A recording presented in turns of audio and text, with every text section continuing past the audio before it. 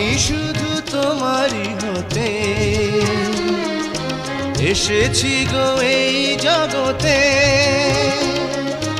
বেঁধে নেব ভাগ্য আমার বন্ধু তোমারই সাথে।